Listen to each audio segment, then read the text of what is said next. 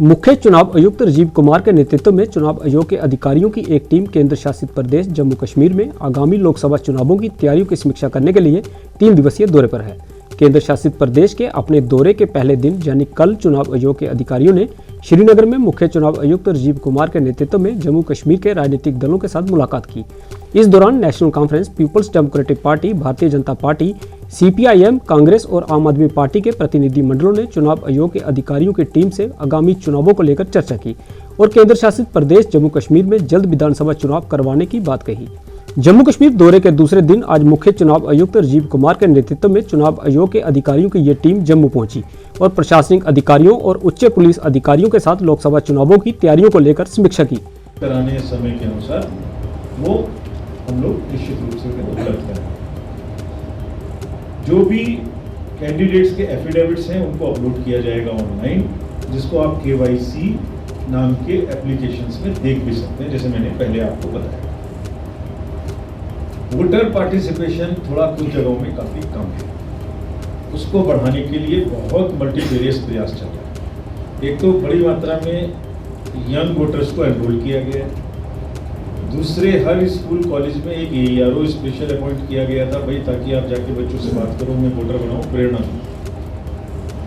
तो हम समझते हैं कि इस बार वोटिंग परसेंटेज पे टिप नाम का एक हमने प्रोग्राम लॉन्च किया है, टर्नआउट प्लान। जिन जिन बूथ्स पर कॉन्स्टिट्यूएंसी में पोलिंग परसेंटेज कम थी उसमें, ताकि लोगों को अधिक से अधिक पार्टिसिपेट करें और बैलेट की महत्ता समझ में आए, बैलेट से किस तरह से अपने मन की सरकार बना सकते हैं, ये सबको समझ में आए। And the victory of ballot is what is the festival of democracy. पहला क्वेश्चन क्या था आपका? सबसे ज्यादा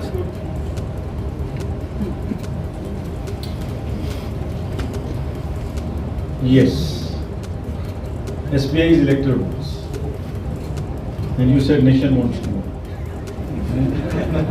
I was thinking कि आप मुझसे यहाँ के प्रश्न पूछेंगे। उनको माननीय उच्चतम न्यायालय ने आदेश दिया था कि 12 तारीख तक वो हमारे यहाँ सारी डिटेल सबमिट करें, और कमीशन का उनके प्रश्न से भी जुड़ा हुआ है वो जो क्रेडिबिलिटी वाला प्रश्न पूछ रहे थे, बड़ा लोडेड प्रश्न आपने पूछा था, उसका भी जवाब दूंगा। हमारा बिल्कुल कोर्ट में ये बहुत स्ट्रॉन्ग हो रहा था कि पारदर्शिता के पक्ष में है चुनाव आयोग हर तरीके से। हमारे 3 ही पिलर हैं। Number 1, disclosure, disclosure, disclosure. Anything we do in the commission and anything our district magistrates down the line in the election process do is based on 2 pillars: disclosure, disclosure, disclose everything to the public, to the voter. Voter have right to know everything what we are doing, how we are doing, and therefore we end all our press conference, all our visits with the press conference, so that you can ask those questions, even including questions like credibility of the commission. Very openly you can ask. So commission had always been in favor of transparency, and that was our stand in the electoral bond case also. Uchtam Nyayalaya has ordered the SBI to give it to 12th. They have given it to us yesterday in time. I'll go back, look at the data, and would definitely disclose it in time. Your question is satisfactorily answered. Thank you. 2 issues कब आएंगे ये मेरा विषय नहीं है, ये तो सरकार का अपॉइंटी और अपॉइंटेड के बीच का विषय है। I am neither appointee nor appointed, so समय से आना चाहिए, बट इसका मैं आंसर एग्जैक्ट टाइमलाइन का नहीं दे सकता। लोकसभा के साथ में असेंबली के चुनाव कराने का, तो पहली बात मैंने जब प्रेजेंटेशन किया था तो पार्लियामेंट की बात नहीं की कहीं भी। मैंने आपको असेंबली के बारे में भी पूरी सेकंड स्लाइड अगर एक बार दोबारा से लगाएंगे हम लोग, तो उसमें पूरा दिखाया था। ये देखिए, दोनों बराबर बराबर दिखाई थी आपको वो कि क्या दोनों का बाइफर्केशन है। तो we are equally concerned about the assembly election, about the parliamentary election. और कल लोगों ने ये भी कहा हमसे, पॉलिटिकल पार्टी ने, जो आपने भी कहा कि आपने इतना समय क्यों लगाया, ये भी प्रश्न था। ये भी प्रश्न पूछा कि उन्हें कोर्ट में क्यों जाना पड़ा कि वहाँ से कहा जाए कि सितंबर तक आए, ये भी कहा। इसका भी जवाब आपके माध्यम से मैं आज देता हूँ, अभी तक नहीं दिया था आज। जैसे आप अवगत हैं, J&K का जो रीऑर्गेनाइजेशन एक्ट था 2019 में आया।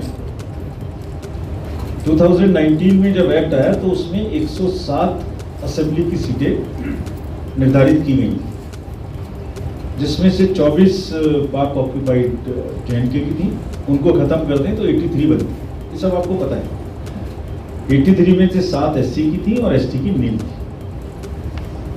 उसके बाद 2022 में डिलिमिटेशन को एक्सेप्ट किया गया, तो उस समय तक तो चुनाव होने का मतलब ही नहीं था। जब डिलिमिटेशन हुआ 2022 में, तो वो सीटों की संख्या बढ़ा के 107 से कर दी गई 114। ठीक है, तो असेंबली की संख्या पीओके को खत्म कर दें तो 83 के बदले हो गई 90। और उसमें 2 चीज़ और की गई कि ST को 9 सीटों का रिजर्वेशन दिया गया। तो मैं अगर दोबारा से आपको पूरी बात बताऊं तो 107 बढ़ के 114, 107 से 114 हो गया, 83 से बढ़ के 90 हो गया, और नई चीज़ हुई